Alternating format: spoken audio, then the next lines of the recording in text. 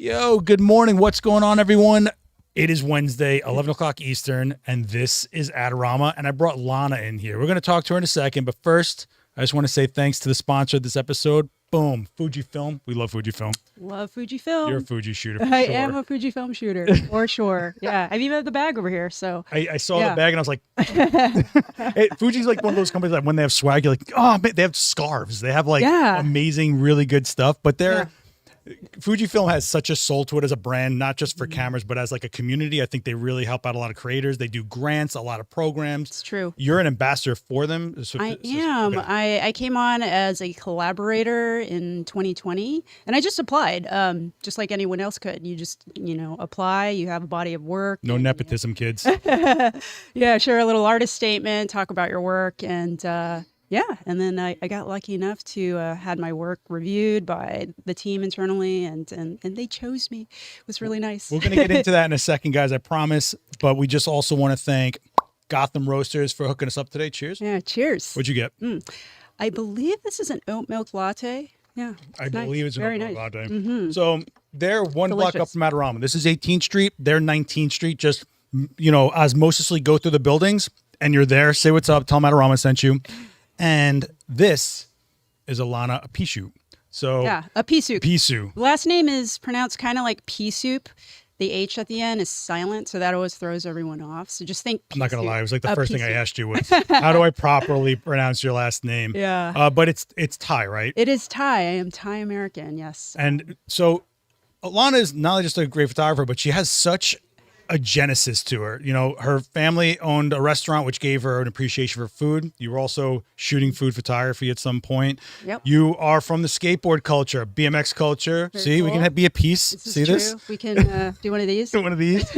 But you're also doing a lot of editorial, a lot of event work, a lot of assignment work, which I think is key to just, being able to live doing this. Yeah. And we're going to pull up some of your work as we go along. But please, if you're in that chat room, feel free to ask questions. She's here, we're here, and you're live. We're live for you. So let's answer some of those questions. But be sure to check out our IG right here. Get a sense of some of her work while I pull up some of it myself.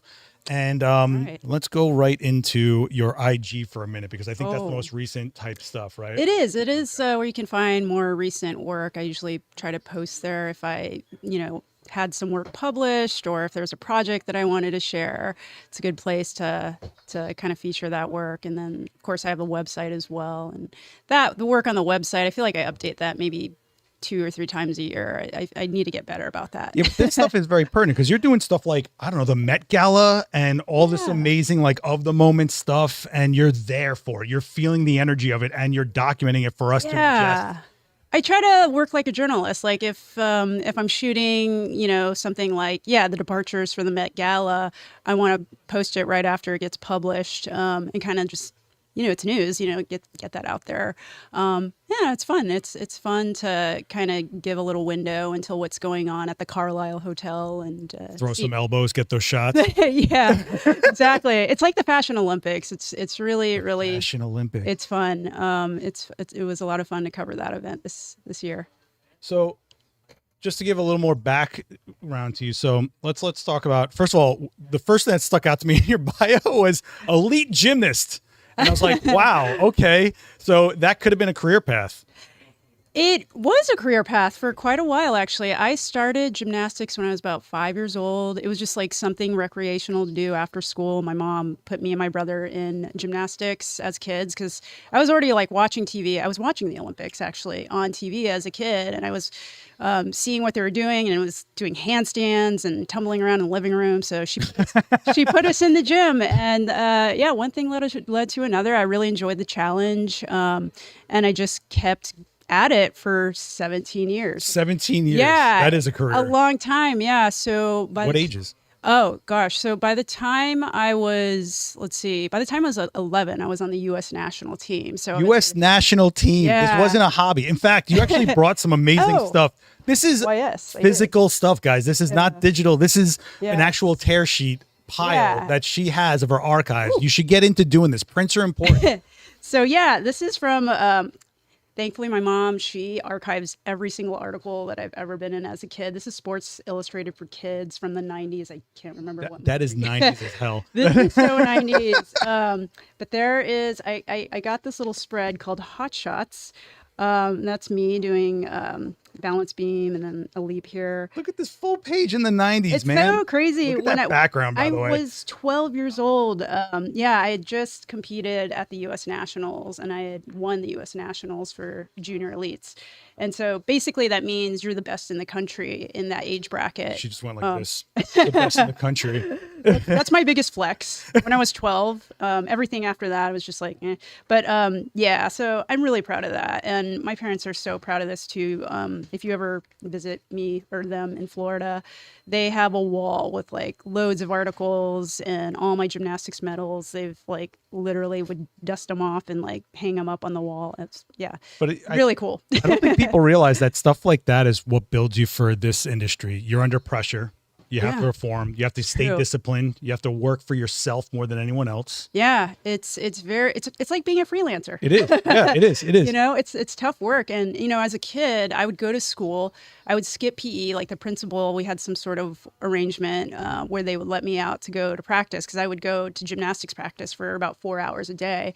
And then, you know, that's like, for a kid, that's almost like a part-time job. That's massive. 4 hours a day is 4 hours. Massive. Yeah, it was like 6 days a week, 4 hours a day after school. Focus. Yeah, and then I would get home. I would have like a little bit of time to do homework, have dinner, maybe watch like Full House or like whatever. Like, and that would have to be recorded on like a VHS tape for me. So yeah, this was back in the day, guys. Like we didn't have streaming. TGIF, Netflix. Bro. Yeah, you gotta be home on Fridays for Urkel, man. It's so true. Family Matters. I loved those shows. Step by step. Step all by that step. Stuff. Yeah, exactly. Hang with Mr. Cooper. Right. Yeah. So I wouldn't be able to watch those shows until like after practice or save them for the weekend, pre-recorded. So, but yeah. When you were being photographed for the magazine, did your that dormant photo nerd in you start getting like revved up by like what was going on around you, or you were just like, I'm an athlete, I'm doing this, I'm focused here? I think I was just focused, on getting a nice shot for the photographer. I mean, I wasn't really into photo at that age. I was like 11 or 12 years old. I'd been around a lot of media and cameras, and my dad was our family photographer. Hi, Dad. And yeah, he would always do family portraits, pictures of events, pictures of me in gymnastics practice. My mom would shoot photos as well. So I was around cameras a lot as a young person, but I didn't actually pick up a camera to like shoot anything myself until probably like end of middle school, maybe early high school, I think is probably when that sort of interest came. I think it was like maybe an Olympus stylus or a Kodak, like just a point and shoot. I mean, like, what was it that you were shooting? The gear's fun and all, but like, what made you pick it up? That's the whole thing, right? I think I just, I was like really obsessed with fashion at the time. I had subscribed to like 17 magazine, and pop culture was really interesting, and music as well. And like, I had copies of like Vogue and Harper's Bazaar come to the house. Like I just loved magazines. Clearly. I love the print. You have to understand how pristine some of this stuff is. Like it's my tear sheet book is like crunched, right? Like I'm lucky that I saved anything. It's stuck behind a couch somewhere. This is like just off the press, but this is, this actually is just off the press. Oh, is it really? Yeah, this is like, I don't want to get it wet with it. Sorry, no worries. I probably have another copy. But yeah, this is Simone Biles and the U.S. team. They just won the team finals at the Olympics. Sorry, I could sit here and talk all day about Simone. So you're on you got a shot on the cover of the New York Times? No, I didn't shoot that. But I'm just saying this is fresh off the print. But I do have an article in here in the food section that ran today. That's awesome. Yeah, my editor that I work with, Gabriel Sanchez, had put me on an assignment for the food section. I'm trying to find the food section. Where is it? But it was a restaurant review. It was Pete Wells, who's like the big New York Times critic. It was his last restaurant review. So it was very much an honor to go. It's an event. It was big time. Yeah. So went out and photographed that. It's not to like go off the subjct, but it was here. I'll show you a little picture. It's But your whole thing from food came from your family. Yeah. Your family owned a restaurant, and then did you start shooting food from your family's restaurant, or like where did it No. start? You're into fashion, but somehow you're Yeah. shooting skateboarding, Yeah. you're shooting I have a lot of press interests. events. It's just like, Yeah. it's kind of. So, I was still a kid when my parents had the restaurant. They had it for about like 23 years. Wow. Yeah, a long time. It was like the only Thai restaurant in Longwood, Florida. People were just getting interested with Thai food. And, it was like the 90s, early 2000s. What is this, peanuts and Yeah. noodles? What is this magic? What is this? Exactly. Yeah. So I was just like hanging out in the restaurant as a kid. Maybe I'll make spring rolls and like help squeeze limes or something, but nothing like with photo. But I always loved being in the kitchen and around hospitality and service, and love to eat, obviously. Yeah, so I was always around food culture, and they would always like take us out like on Sundays. That was our big shopping day. We would go to Chinatown in downtown Orlando and try different restaurants around there. There might be like a Vietnamese restaurant, or we'd get dim sum, or go to the Asian grocery store. So I was very much exposed to all of that as a young person, but I didn't start shooting food until I moved to New York City. Yeah, and just started gravitating towards like going to like different bars and restaurants, and voluntarily shooting a lot of these restaurants for a women's lifestyle guide. They needed someone to like go to some like new restaurants and bars, and so I started contributing to that website. It's called Passerbys. It still runs now, but that was great. Like I wasn't even getting paid, but I just loved being in that atmosphere. So you approached them about this, or they were looking for somebody? I approached them. I just wanted to exercise photography. If you're gonna shoot, it might as well go somewhere, right? Exactly. Might as well go somewhere and get fed. That's one thing people don't realize. When you have to shoot the food in a restaurant, they don't throw it out. They're like, they don't. Yeah. Yeah, it's like they can't serve it to a customer, right? So it's usually cold. You've already, it's cold. You've kind of like fiddled with it a little bit, so yeah, they're not going to even want to bring it back to the staff. You did not bring a food stylist with you? Would you not have the budget for a food stylist? I never have the budget for anything. No one does. Yeah. Like all of these restaurant reviews that I shoot for the Times never have a food stylist with it. It's pure just like journalism budgets. It's just myself.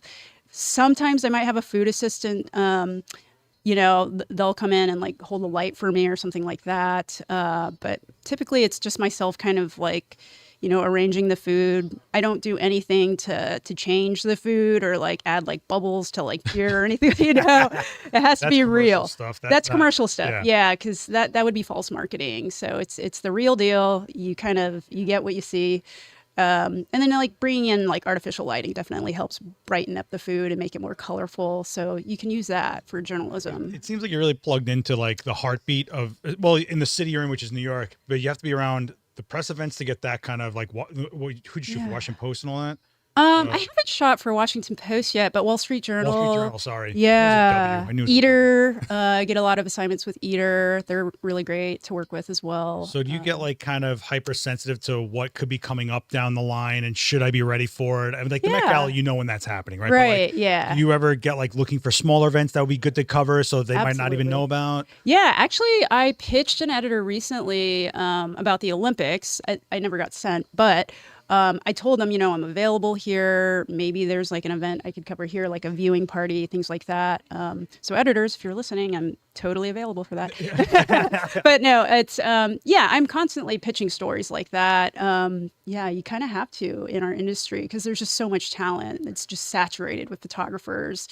Really, really good photographers. So you have to be around. You have to be in arm's length. If you want to kick rocks, you got to go where they're kicking rocks and kick rocks. But I think it's really important to be on top of mind on people. And you feel how personable she is. That's half the battle of being press, is getting people that want to let you shoot with them or let you in that room or have you around and your presence around, Yeah, it's like 50% talent, 50% likable. I never made it in press, guys. It's over.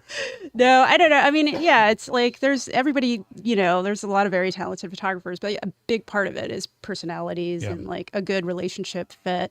Or like a good fit, maybe like I have a body of work, skateboarding work, and maybe that's a good fit for a sports story, extreme sports story, something like that. Yeah. So it's all about like, those kind of, all those ingredients. They have to jive. But you know what though, like something like skateboarding, like I come from BMX, right? And I remember getting weird jobs of just Well, you're used to talking to punks.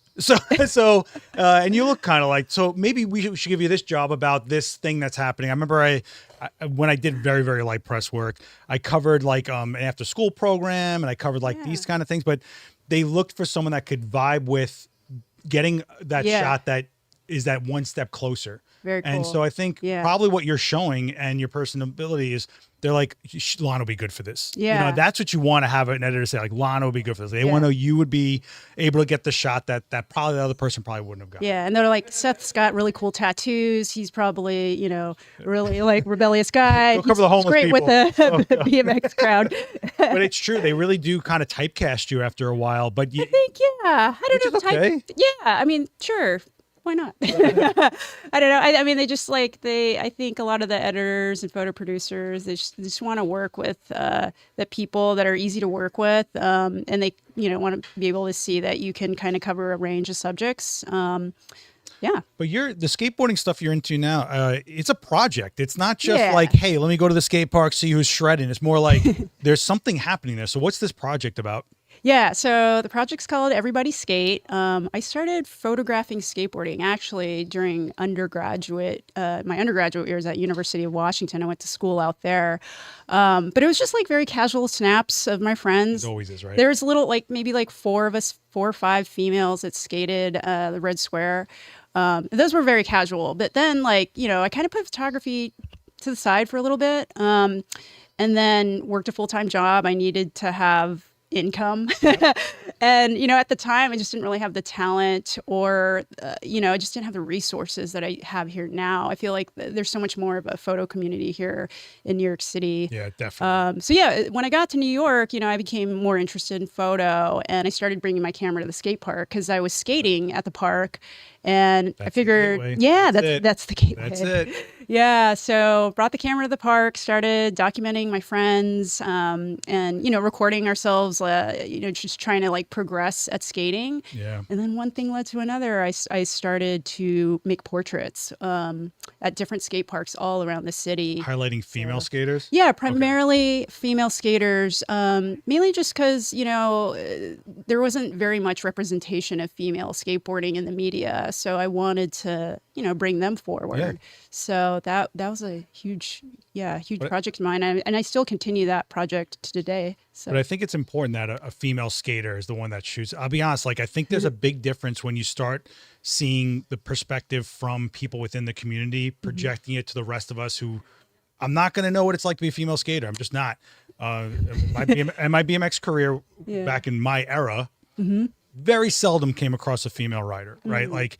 So I wouldn't even know because they were probably grouping together somewhere else where they didn't feel like they were being kind of intimidated by a bunch of us. Right. Because I know exactly how. How that vibe is. It's like a very male dominated space in most places that I've skated. So and territorial. It's very weird. Territorial weird, too. Right? Yeah. Some of the bros are out there like hawks, this is my space. So it was really cool to connect with other women. And they started creating their own space, having meetups, having events and things like that. Just for the girls. Also LGBTQ communities, totally welcome. Just a more inclusive space for skaters to learn. So I started photographing that and just really loved it because I also got to skate while I was there.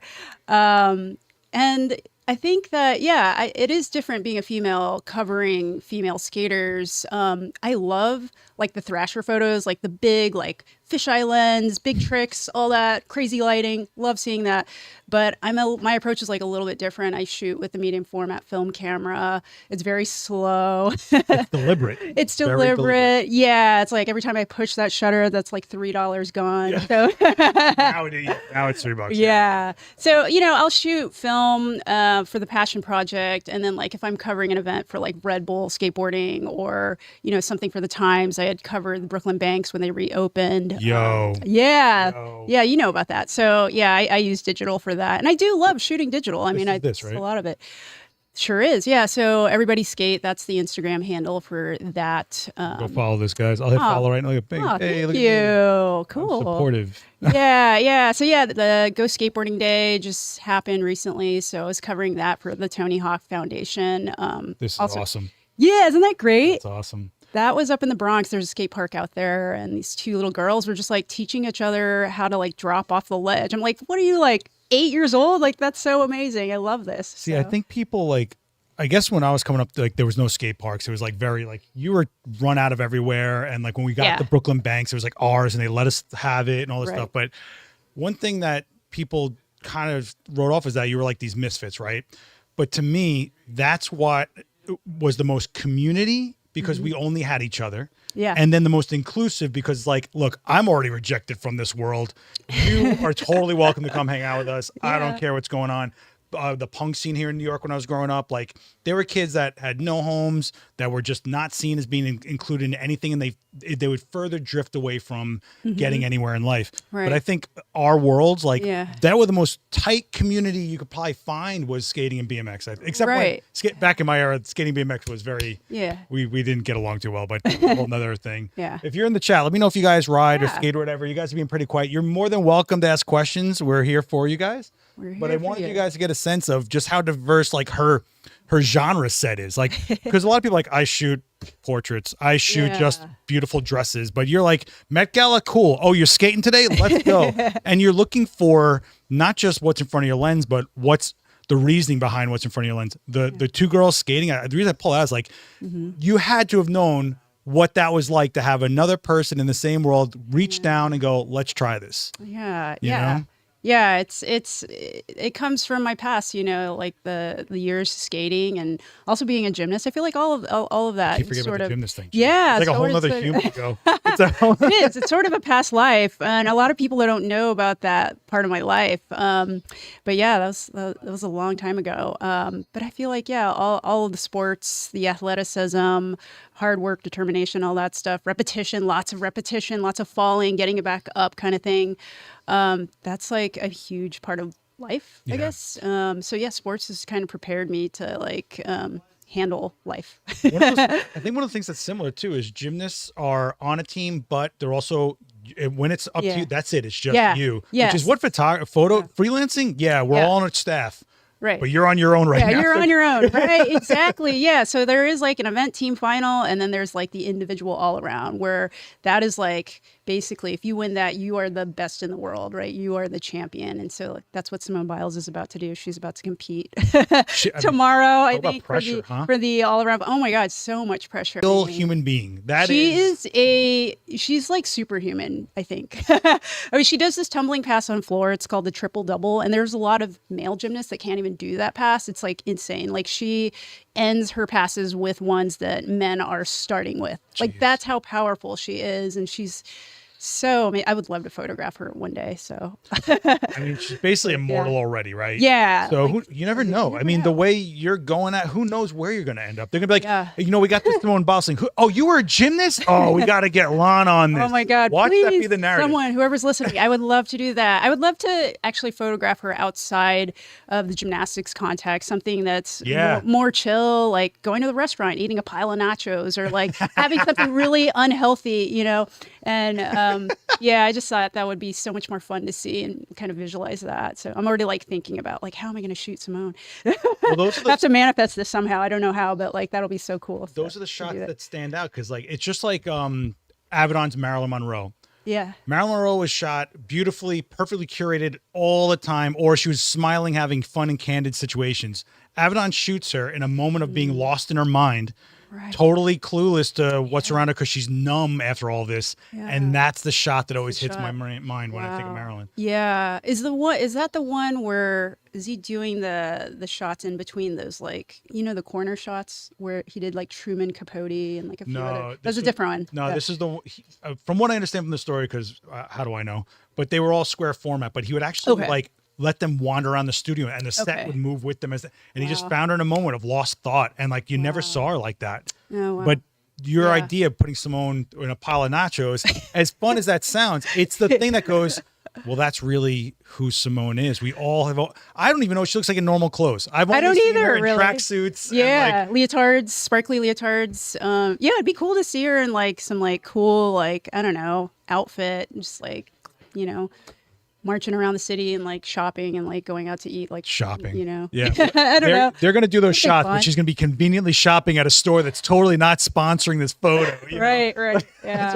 So, Brad is talking a lot in that chat. He's basically saying like, Okay. it doesn't know what happened, but so when Seth and people like him talk about it, it's super intriguing. Oh, you grew up in a small town, and whenever you heard about the punk scene, yeah, I think whenever we hear about subcultures, and for me, I have no idea what it's like to be an athlete. I never will, but I can when I I mean, hear.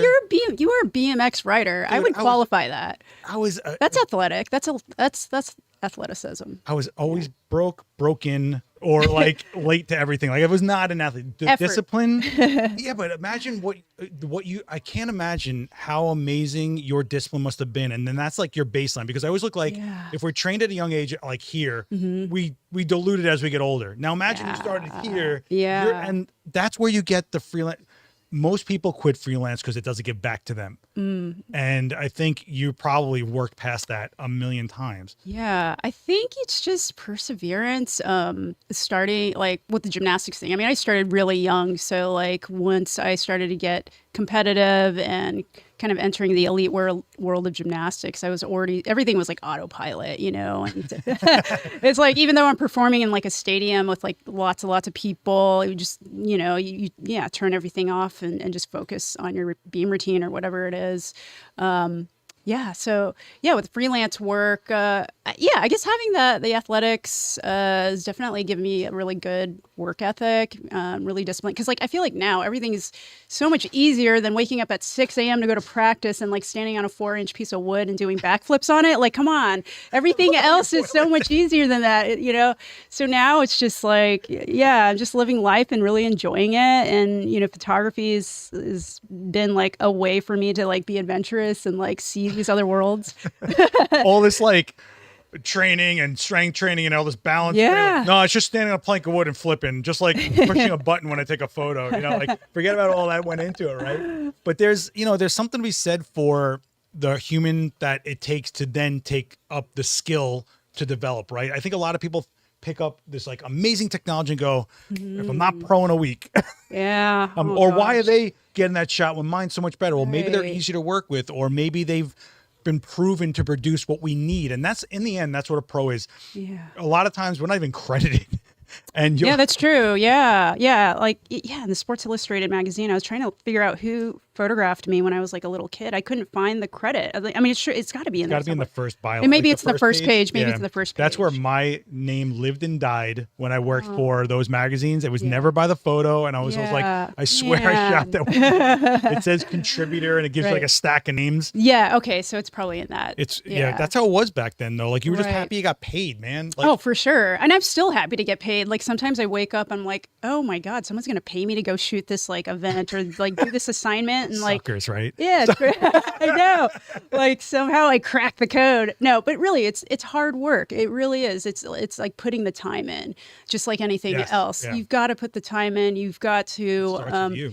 yeah, it starts with you. All the 100%. You just got to like, it's a numbers game, you know, you just got to keep at it all the time and just try not to get discouraged.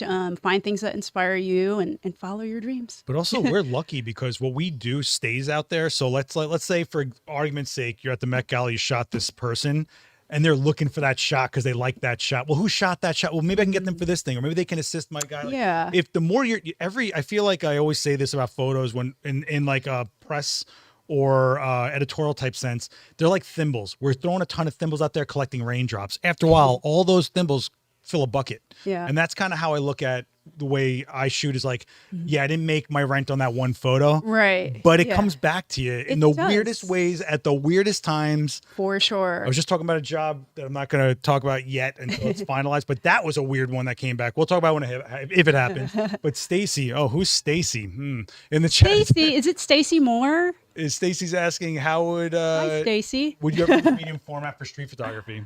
Oh, that's a good question. I think if I get my hands on the 100 S2, yes. Gee, Fujifilm, where are you? Yes.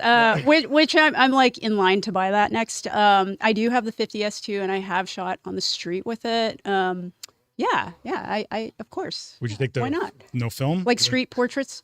Do you film on the street? Oh yeah, absolutely. Yeah, Okay. I do film on the street sometimes, like portraits, a little bit more slower stuff, not so much like Bruce Gilden, like Oh my photographing gosh. people in Midtown with the flash. He just like pops the flash on And then he them. like hypens all the sharpening, and you're like, oh my gosh, man. He's definitely making a perspective point on that. Yeah, yeah. Like, I can't shoot like that. That's just not the way I approach the subjects. I think the photos look cool, but I'm more of a person that likes to get the consent or kind of like Curate it a little bit. curate it, pose a person, or just, I'm a little bit picky too. I like to kind of pick and choose like who I want to Photographer photograph. picky. Crazy.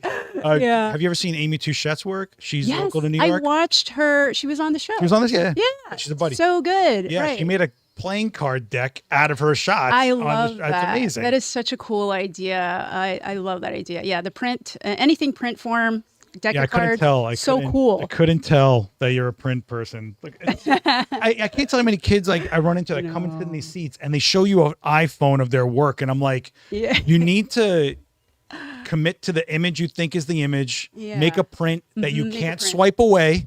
Right. That you live with, and if that's how you really grow is by Yeah. my apartment. There isn't a square inch of space on my walls. It is all just Prints. because I want them to infect my brain so that I have subconscious like, oh yeah, I shot that thing that time in this way because I saw it in the back of my head for the last 5 years. You know, Yeah. like, you ever do that? Like it's almost like a Yeah, I living do. mood board. I literally do that. I had a show actually last summer at the Contact Gallery, and I was able to exhibit my work there for the skateboarding project. Sick. And I just had photos of skateboarders all over my bedroom wall. I wonder if that was annoying for my husband. But like, yeah, they were Was like it? everywhere. No, he says Wait, no. was it? No. No, it's only live. Okay, yeah. But yeah, I mean, it's important to look at your work because you kind of want to examine it and like what could be better about it or what did you like about it? Yeah. You know, your own work can inspire you. Like, holy shit, I did that. Oh, excuse me. It's okay. But yeah, like it can inspire you. I have pictures of food like on my refrigerator that I've shot. That's the best place ever. Yeah, pictures on my my door at the entrance of our apartment and some in the office and like lots of pictures of other people's work as well and photo books, of course, lots of photo books. I spend a little bit too much money on photo books. In my BMX days, I actually took my photos, photocopied them so they were high contrast, and then screen printed them on my ceiling above my bed. Whoa. And so I would always just You'd like, wake up to it. and it was always the ones I hated. So it'd be like, interesting. I would just, it would always knot me and it would make me get up to go take a different version of that shot. Interesting. It really, I had to hate myself to push myself. Does that make any sense? Don't hate yourselves, but that's how I work. My brain's broken. What do you want?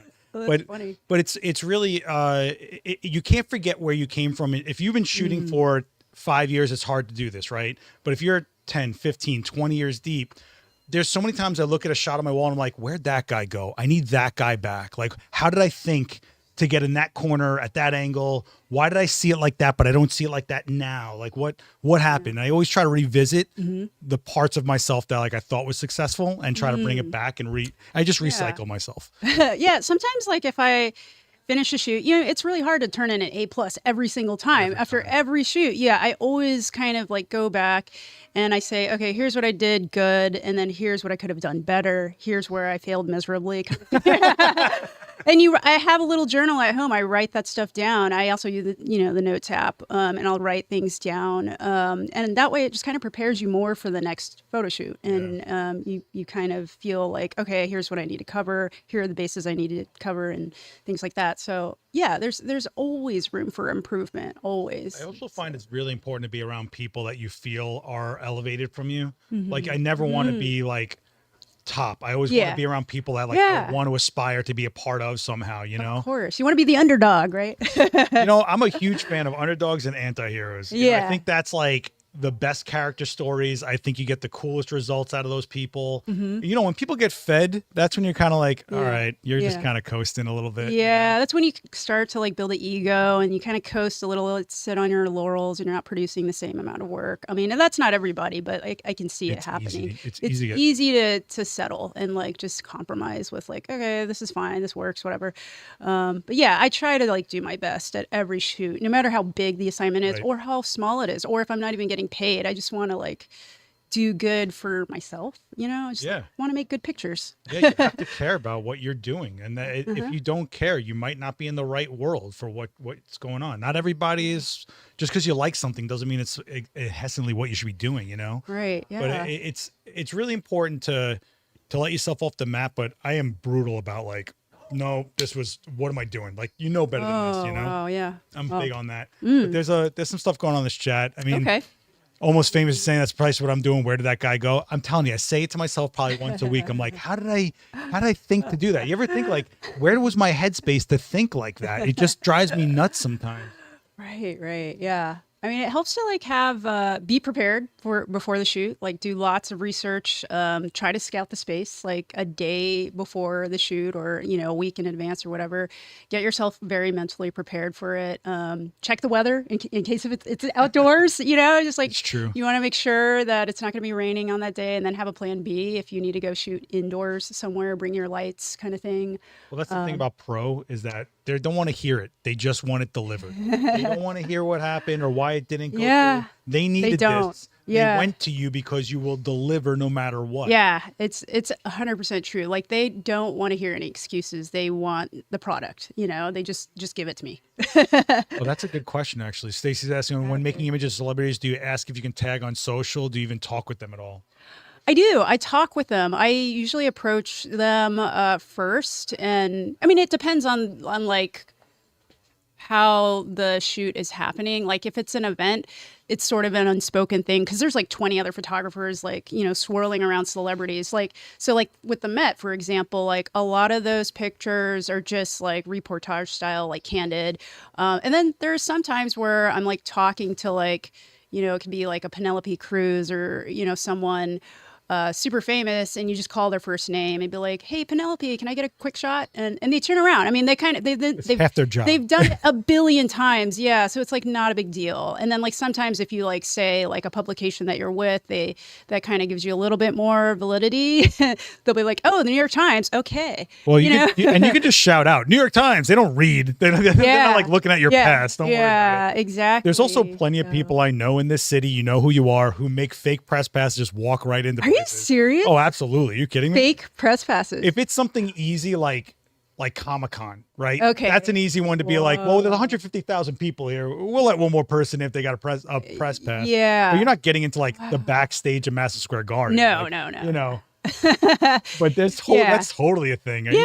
Forget it. Yeah, so to answer your question, Stacy, it's a combination of like consent, like depending on how like intimate you get, like how close you get to the celebrity or the famous person, whoever it is. I'll ask, or if it feels like, oh, this is a moment, this is the decisive moment, I should just like snap it and then like ask for forgiveness later, that kind of thing. But usually it's welcome, and like especially with events like that, they want to be seen, they want to be photographed. They're dressed for it. They're dressed for it. Yeah. I mean, it's free press and PR for them. So they're wearing a bracelet they have to give back in an hour.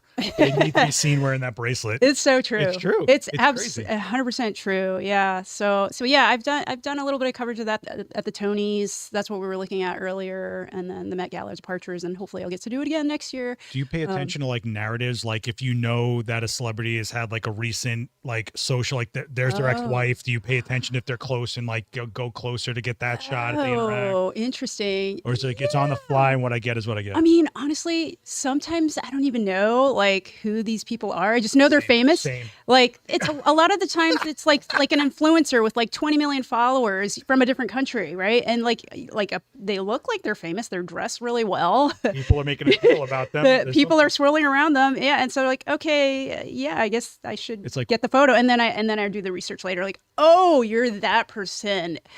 Okay. Oh, you got famous for balancing an egg on your forehead and have 20 million viewers. I got it. Okay. Yeah, but I mean, I'll read the news and like kind of like search for trends and things like that, and I see stuff on Instagram, so I kind of am like tuned into like who's famous and who's going to be at an event.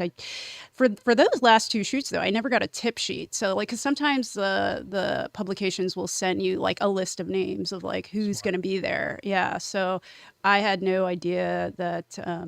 Penelope Cruz or Harry Potter, Daniel Radcliffe was going to be at the Tonys party. And also that party started at like 1 a.m, I think. I mean, it was like I got there at 11 p.m. I remember, and things were just starting to get going. And then the people didn't start like really raging until like 1 a.m. So you really have to stick around until like get the good party shots. And people kind of let down their guard after a few drinks. So Yeah, that's where you get the pile of nachos Yes. and the ties off and all that Yeah, stuff. And those are those the are best. always the shots you see ending up like, because people just Yeah. want to see humans. They don't. Yeah. We get it. You're We're all pristine. human. You're the pretty people. We get it. Right. But they want to see the relatable. They want to see the relatable. They want to see kind of like loose and hanging out a little bit, you know. Do you ever More like try to get interesting. them in a studio setting or anything? Or There's been an assignment like recently where like I don't actually have my own studio. Right. I will go to a studio space and like book a studio space to shoot. But typically I'm sent to locations. Like I had an assignment in a theater, for example, where I had to photograph a couple. Jessica Lange, she had a play. that's pretty Recently awesome, on- honestly. Jessica Lange. Yeah, she is a classic, legendary actress, and so I had to She has photograph a look her. that like she got more classic looking as she Yeah. aged. It was Kind like of a old you. Hollywood, like Yes. you know? Yes. I'm like, you look like walking Hollywood. Like Right. she's unbelievable. Yeah. Yeah. And I was actually really nervous for that shoot because I remember the PR had told me they didn't really want any kind of lighting but frontal lighting. They didn't want anything where it would show her age, Right. which is really unfortunate. I mean, like that's the stuff those, you know, high profile actors and actresses, they have to worry about like how they look. And so, yeah, so I was like, all right, well, we'll just blow her out with a flash. You don't see any wrinkles. On camera show. Yeah, on camera strobe. Yeah. So, but yeah, this was like off camera, a couple lights. And I think I had maybe like 10 minutes with her. And she was lovely. Yeah, it was great. But this is also the genesis of why you're seeing so much of that paparazzi look now at weddings. So it actually, a lot of people think you just put a strobe on top of a camera and like you get that paparazzi. But what you really want to do, just give you a quick tech tip. I know we're not, I this love isn't a tech show. tips. You want to get a bracket that'll get that flash next to lens as much as possible so it doesn't cast a shadow any other way, because when you cast a shadow, that's when you show textures. So you're giving like a ring light effect without the boring ring light effect. And it gives you the raw feel of a candid shot that makes you feel like you really were there. They really were in front of you, and that's really what they look like, instead of overly polished and then you feel disconnected. And so what happens if celebrities look like that? Those expensive brides want to look like that. And that's what happened in the wedding world. So we started seeing this like, So they're like referencing like yeah. celebrity images, like I want to look like this. And you're going to wow. look at like wedding photographers who are well-known, they charge $1 bazillion, and you'd be like, these can't be the photos you give them. Yeah, it is. That's what they're asking for right now. It's kind of nuts. I mean, Wow. it's a wild industry that rests on wanting to feel like a rock star for the 15 minutes that they're having their wedding for. Yeah. So I mean, I kind of get that because a lot of these people they're spending like $50,000 on a wedding, you know, way much, it's yeah. crazy. and you're feeding that. You're like, look at these celebrities. This is how we shoot them. I mean, yeah. I mean, I just went to City Hall. That was like my husband and I just, it took like 30 seconds. Sign here. Yeah, Sign sign here. here. Initial. Are you a witness? All right. Sign here. Exactly. It was so fun. Yeah, but now you're not in debt, so that's awesome. Exactly. Yeah. Use that money towards like more camera gear. Maybe like take a vacation. I don't know. Down payment on like a house. I don't know. I like down payment on a house is third, right? Yeah, yeah. There's the big one for you. Greg Shore is actually asking, how do you get paid for these type of for working at these type of events? You're Yeah. going from you're not going to the event. You're going from an agency or something. Yeah. right? Oh my gosh. No, they would not let me in if it was just me showing up with my camera. I'm going through a publication. So I usually get, I work with a photo editor at a publication, for example, and they will reach out to me and be like, hey, look, Lana, like we're covering the Met Gala departures from the Carlisle Hotel. Are you available then? Can we send you there? And we'll get you a press pass. And that's pretty much how it goes for everything that I do. Very rarely do I just show up to an event and cover it, maybe a protest or something like that, but like not a news event. Yeah, like a newsy thing. But like, for those like very exclusive events, you have to be sent by an editor. You have to be on a list to get into the building. Yeah, it's definitely helps to have that relationship with a photo editor or Oh yeah, a producer or who something. assigns you? Yeah. Yeah, or even the hotel. If you're Right. friends with someone at the Met or at the hotel that needs coverage for the hotel. I met a photographer there, and she was working with the hotel to get some photos for their social media. So that's another way to go about it is like contact the hotel and see if they need photos. So That's actually pretty good. yeah. So, so are you shooting to wire? Like, how are you? What's the deliverable like? Is it the next morning, or is it at that time you're trying to find Wi-Fi like everybody else? Like, what are you doing? It's different for every job. Like, I would say 90% of the time, I just shoot to SD card, take it home, edit. Also, captioning is huge. A lot of people don't realize how much time that takes. But every time I'm on a job for like a big publication, Wall Street Journal, The Times, I have to put in all the metadata. So like the who, what, where, when, sometimes the age, what's happening in the photo. Because like if someone picks up that photo like 50 years from now, they're going to need context and they're going to need to know You just what. tried? What's that? You just tried to find context you couldn't find it in that. Yeah. Yeah, exactly. So so that's a big part of it. Not only the shoot itself, but also like the color correction, the exposure correction. So you have some buffer time. I do usually have buffer time. It depends. If it's a feature story, I do have a buffer time. Sometimes with the Met Gala, it was live. It's got to happen. Yeah. I mean, I shoot to card and then I ran it over to a Digitech and then they just like uploaded it to like wherever it goes in their database and then it gets published. The editor will like pick and choose which photos they want to run for the story and then that goes up. So it just depends. People that always ask me why high-end pro-end cameras had a microphone button, it's because they were actually shooting so fast. They were like Jessica Lange into the camera. Yeah, they would make I've an seen audio that. file Yeah. next to the image you just shot. So Right. instead of you trying to type names or write it down, you could just work faster. And I don't think anyone that doesn't do that kind of work understood what that button was for. So now you know. That's But wait great. till AI goes, here's a giant man. data bank of faces that we know. I can't wait for that day because it is a pain in the butt to like, all right, who is this person? I got to write them down. Okay, I think this is that person. So once there's the AI database that can identify the face of that influencer, celebrity, whoever it is. Like Photo Mechanical have it built yes, in. exactly. That will make our lives so much easier. Or we'll just be selling our souls to the machines like John Connor always wanted. I know. But yeah, oftentimes you'll see me like typing down like first, last name, even the names of dogs. I literally will write down the names of dogs. They have more followers than humans do. Are you kidding me? Yeah. So it's important to get all that, as much data as you can, because like that's part of the job. You ever bring someone with you to do that part I for do, you? yeah, That's like, got to yeah. be the easiest thing. Yeah, I often will do that where I'll have a photo assistant with me. They'll either be like schlepping my stuff, holding a light, or writing down the names. She's been in like New York. one of those three things. She's been in New York a long time. When you start saying the word schlep in casual conversation, like it's germane to you. So it's true. Yeah, it is. I mean, I'm literally carrying my stuff up and down the subway because sometimes I'm not using a car or I'm not like taking an Uber or Lyft because there's no budget for it.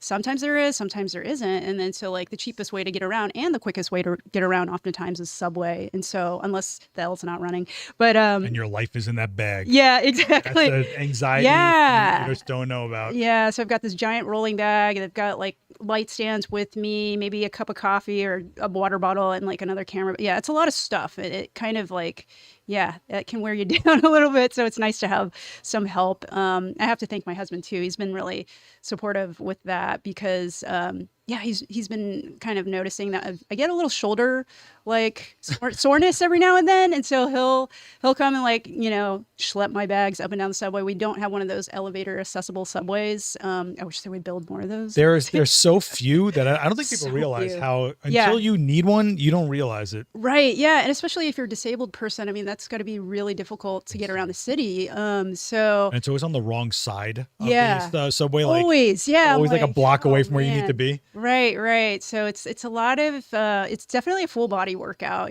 going up and down the subway stairs. It's not just like one set. It's like usually like three. There's a landing, you stop for a second, you lean on the rail with the bag, and then you pick it back up and you go. It's a lot, yeah. Especially if you're on the 7 train, oh my gosh, it's like you have to like go all the way up like to the top of the platform, and that's like 3 flights of stairs, like up these rusty stairs, with all your like thousands of dollars of gear. And somebody's watching you and going, And you're Right. like, wait, are they going to take one of my bags? What's I going on here? know. Oh man. Yeah. No, but it's part of the reality of doing this, which I don't think people. So when people go like, "Oh, you just push a button," it's like, no, bro. Like, you don't understand how much my body went through getting this shot for you, and true, yeah. the years it took me to be able to do what I got to do and cultivate the gear that I need to get the quality of shot that you need and stuff like that. So yeah, it's worth fighting for that credit. It's worth fighting for that extra bit of budget. Maybe an Uber would have saved her. Look, if you guys have been following the channel for a while, you guys remember when I blew my disc out of my back. What? Yeah. When? So we did a massive Halloween workshop in October of 21. Okay. And a few days later, that was it. I broke a disc in my lower back. Seriously? Yeah. Were you out of work for a really long time after I was that? producing videos here Okay. on my back. So Oh there my was like, God. yeah, it was wild. It was a rough time, but we, Oh. you stay focused, you get through it. Yeah. But that's from every doctor says the same thing. That you were on a track for this for years. You just didn't know it. Wow. It just took that hardcore event, which you guys want to see that. It's on AdoramaTV. Just type in Adorama SFX.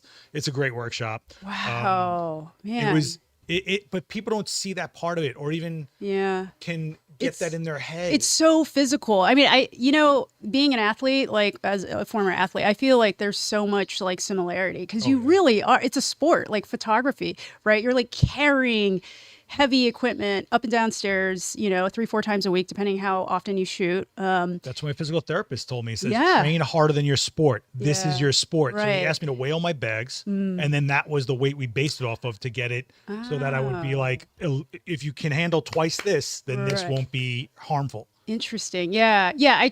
I've really tried hard to lighten my load over the years. That's a lot reason why I shoot with like the compact mirrorless camera. Fujifilm cameras are awesome. What are you shooting with? I use an XH2. I have an XH2S, and then I have a GFX camera.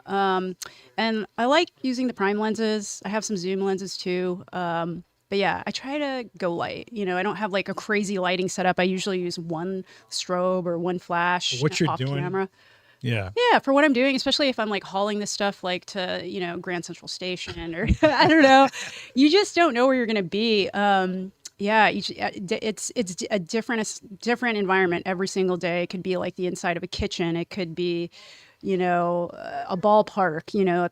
Like I was covering an event. It was the Cyclones game in Coney Island. That must have been fun. That was super fun. Yeah. And it wasn't actually covering the baseball, but the story was for Wall Street Journal, and it was about these suites that they have there. So like at the Yankee Stadium, they have those really fancy suites, right? But at the Cyclone Stadium, I think it's called Maimonides Stadium. Yeah, they have these ones that are kind of open to the public where you pay like a premium fee and it's like all you can eat barbecue. Okay, So the photos were really fun. Yeah, it was like literally people like just like getting all like slamming ribs. Yeah, slamming ribs, eating hot dogs. Do you want? Yeah, all you can drink as well. Yeah, you pay a premium price. Yeah, so like the story was about that. And you're so, in Coney. Like, yeah, and you're in Coney. There's a dude. great view of the The ocean. rides, the smell. Super fun. It's dope. Yeah, so it's a different environment every single time. Warren in the chat's asking, so based on how you send your images to publisher, I assume you have color profiles in your camera to reduce the post-processing time and cost? I do, yeah. And, I kind of, everything is manual with my cameras. I set the white balance, especially if I'm using flash. I need to like produce the right colors. And yeah, and then when I get to post in Light, I usually just use Lightroom. That's the easiest for me. I will just like do like a batch color correct and then like kind of go through each photo and just like kind of, give them a little once over and then captioning. And then exporting, and then filing to the FTP, and then letting the editor know that it's not there. a photo mechanic person. A lot of people. I use that sometimes. I think Associated Press, like they always want me to use that. I know, but I don't know. It's like you get used to a certain software like that. Absolutely. That's what I was trained on, like Photoshop, Lightroom. Yeah, I'm a Capture One guy. Yeah, It's like really? weird for me to go to something else. Yeah, I need to like get more familiar with Capture We shoot One. different. I'm shooting tethered most of the time. so Yeah. I'm in real time. You're in real working time, with it. right. I'm not offloading cards, and I'm used to the way it does what it does, and it's like Yeah. a language. If you start trying to do a different, your Yeah. brain starts going, "Wait, where's the thing that does the other thing in that program?" And you lose your mind. Yeah, I feel like now I just like I'm so familiar with Lightroom. I could do it blind, but Capture One, yeah, I need to get more familiar with it. When I was a photo assisting, I was using it a little bit more. There was a photographer I was assisting at BuzzFeed, RIP BuzzFeed, but Wow. JJ Reddington, he's awesome photographer. He does a lot of commercial work, portraiture, celebrity work as well. So I was assisting him and like helping him like, set up Capture One. And I always have to like bring him up, JJ, am I doing this right? But yeah, so he would set up all the tone curves and things like that. So like anything that would come in, it would be ready to show the client. So Speaking of that, because I know a lot of you guys in the chat are trying to get yourselves into an industry a little bit.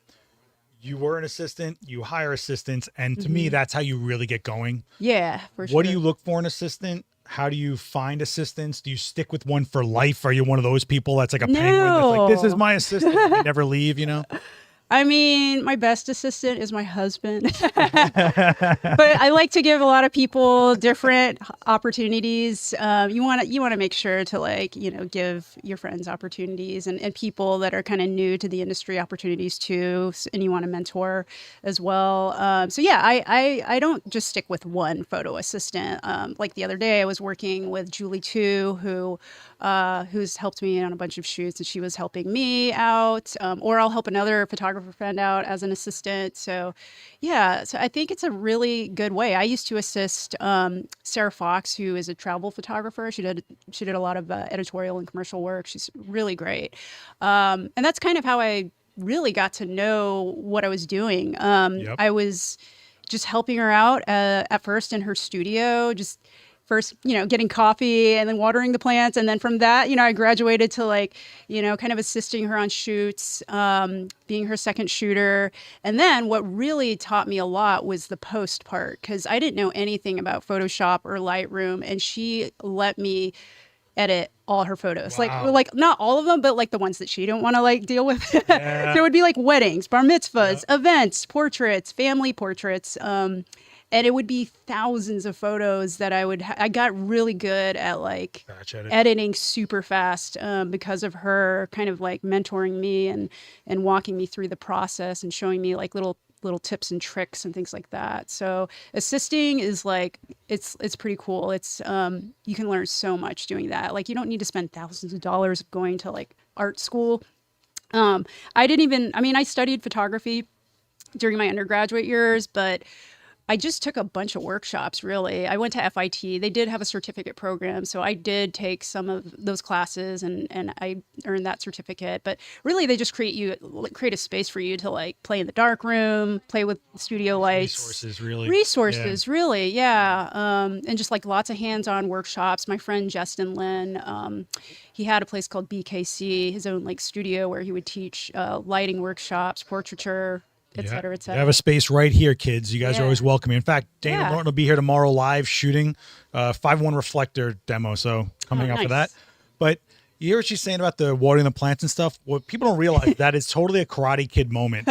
They're just trying to make sure you show up on time, do what you're told, make sure that you did it. So it's that you can actually handle a task. Then you get a more important task. Yep. Then if the whole thing with assistants is trust and dependability, they're not asking to shoot for them. They're not looking at your style. They're just trying to make sure you're in their wavelength. They don't have to tell you too many things, and you just go do it, and you're always there for it.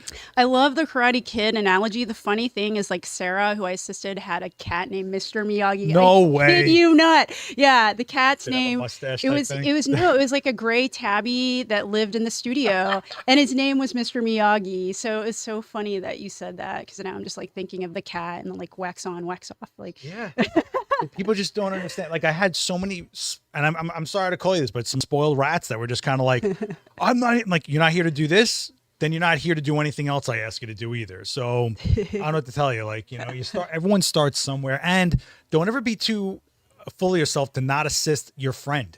If there's another photographer you respect, they're coming to you for as assistant because they trust you. They trust. Like, that's a major thing. Yeah. I mean, I've offered to assist all of my friends, and I actually reached out to someone and asked them if they needed help on their shoot not too long ago. I mean, I wanted to learn how to like light like certain products a certain way that this person was doing it. And so, yeah, why not? You know, it's just like we're all constantly learning. You're always going to be learning to the day you die, you know? So, you know, whether it's like maybe you think you know everything or whatever, but there's always something to take away from every shoot or every interaction that you have. And with everything's someone. always changing too. It's always changing. You know how many older photographers tap me and ask me digital questions because they're still not sure about certain things? Because they imagine, here's what we do for a living. Okay, we're going to change this virtually overnight, which is what we're going through with AI. Yeah, right? it's true. And you know, just stay humble. That's my thing. Yeah. Warren C is actually asking if, since they shoot Fujifilm as well, if you could get a lens that would fit your needs the most, would it be a prime or a zoom, and what focal length?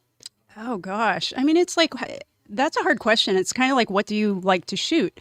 I think that's maybe the question. It's subjective, isn't It's subjective, yeah. The zoom is nice if you're like a beginner.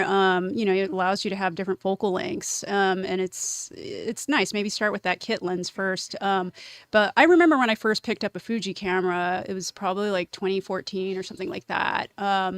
I needed like a compact travel camera. I was going to Iceland and then Sweden to visit friends. APS-C, baby. Yeah, and APS-C. It was totally a great little kit, and I had like the little 18 to 55, but then I also picked up like a 35 millimeter 1.4, just a prime lens. I fell in love with the prime lens. I'm like, oh my god, this is so sharp.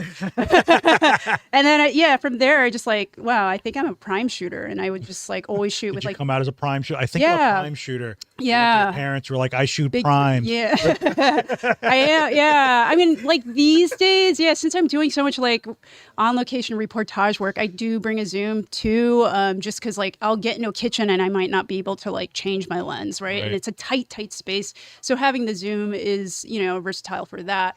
But at heart, I think I'm a prime shooter because like all the cameras that have kind of got me to this point in my career, I've always enjoyed prime, and it's just smaller. At the end of the day, it's like more compact, smaller, you know, typically sharper images, Lower light capabilities. lower and stuff light. like that. Yeah, exactly. But I also think people get stuck in like the vocal length numbers, but they don't realize it's really about the characteristic you're trying to get through. Like if people forget that, yeah, I'm shooting on a 24, but your legs can zoom, you can step in closer. But if you do that, things could get a little warpy. Do Yeah. you like that? Yeah. Then that's the lens. Yeah. Right? It You just know? depends like what kind of result you want to have. So, yeah. I want to see Seth with the GFX 100R fixed lens. You're just making things up. There is nothing. You guys on the rumors, I got to tell you, keep dreaming on some stuff, okay? But you can see me with the GFX 102. I do actually own that camera, and I go live with it. Maybe How do my you next like it? demo Yeah. here, I'll do it. Oh, I'll do yeah. the GFX. We'll see what happens. Cool. I haven't booked a demo for myself since April. Okay, I think now's the time. March. Is your back okay? Yeah, my back's okay. It's really my energy level. Like, Yeah. And I It gotta takes tell a you, lot. it takes a lot, but I also have a very hard time picking a topic and then sticking to said topic. Okay. I just want to shoot live. Whatever we get into, we get into. But if I say, hey, we're going to be doing small strobes, well, I got to stick with small strobes. Oh, we're Yeah. doing character portraits, so I can't do anything really like.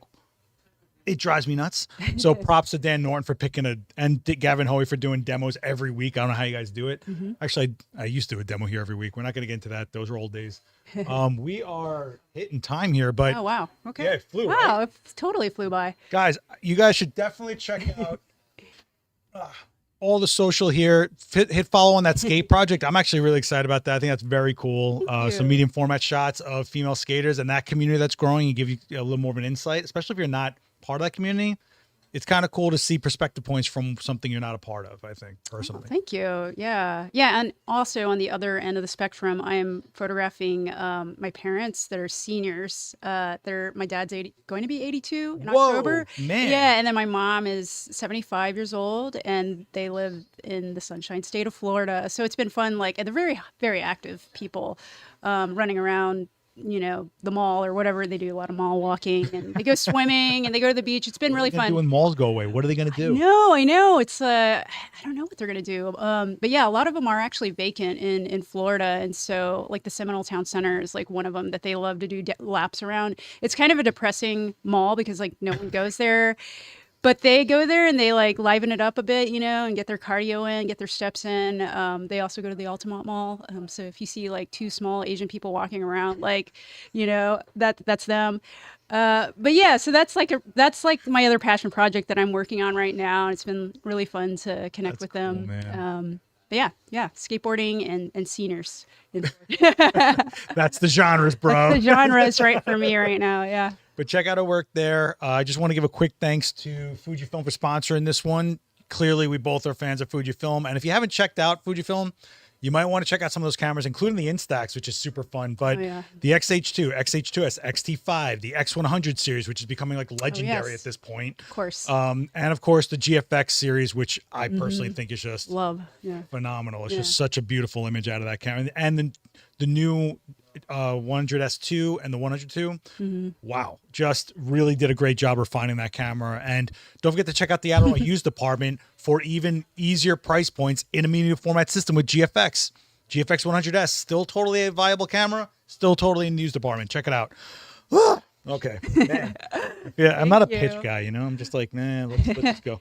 Cool. Guys, thank you guys so much. Daniel will be live 5 p.m. Eastern tomorrow for a live shoot demo. The Adorama event space is here for you guys, 42 West 18th Street. I'm going to talk her into doing more stuff here for sure.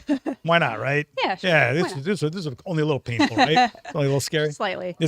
But thank you so much for coming on. Thank you so much, Seth. For sharing everything. Yeah. And we will see you guys. She'll be in those comments. Thank you, everybody. Hi, Mom. Hi, Dad. Hi, Jade.